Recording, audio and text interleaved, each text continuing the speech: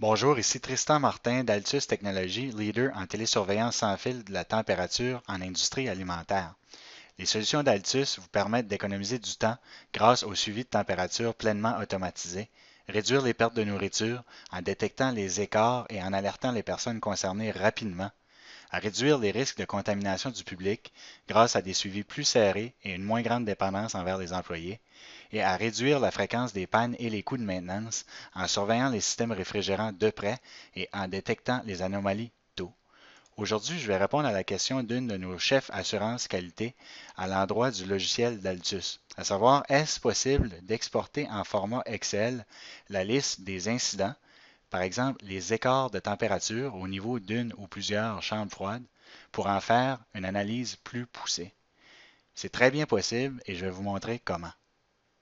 J'accède au logiciel d'Altus à travers mon navigateur Internet, que ce soit sur un PC, une tablette ou un mobile, en tapant dans la barre d'adresse dashboard.altustech.com.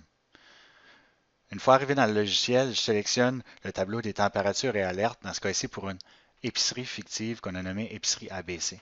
En arrivant dans le tableau de bord, je constate déjà au niveau d'un entrepôt réfrigéré nommé Veggie Cooler des incidents de température démarqués par des traits verticaux rouges dans le graphique de température, indiquant dans ce cas-ci que la température à l'intérieur de l'entrepôt a excédé un seuil préétabli de 4 degrés Celsius.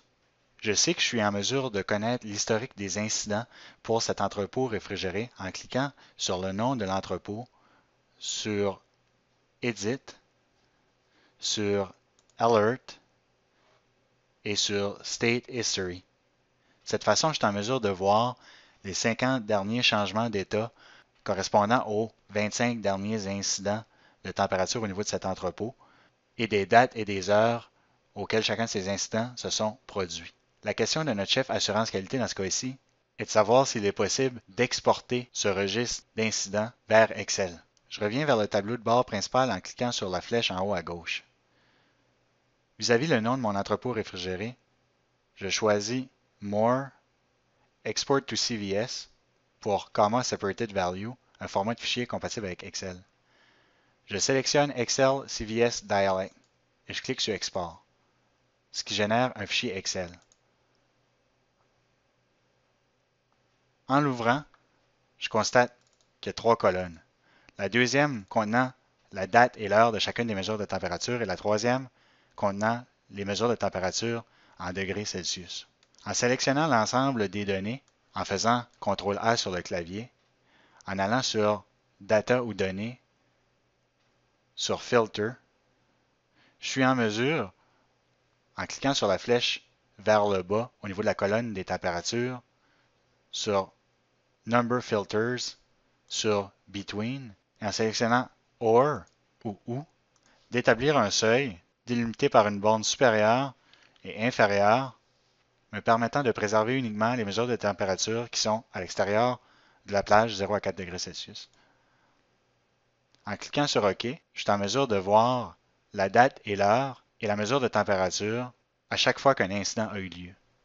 Je suis en mesure de déterminer l'ampleur de l'incident en fonction de la durée de celui-ci et la température maximale atteinte durant l'incident.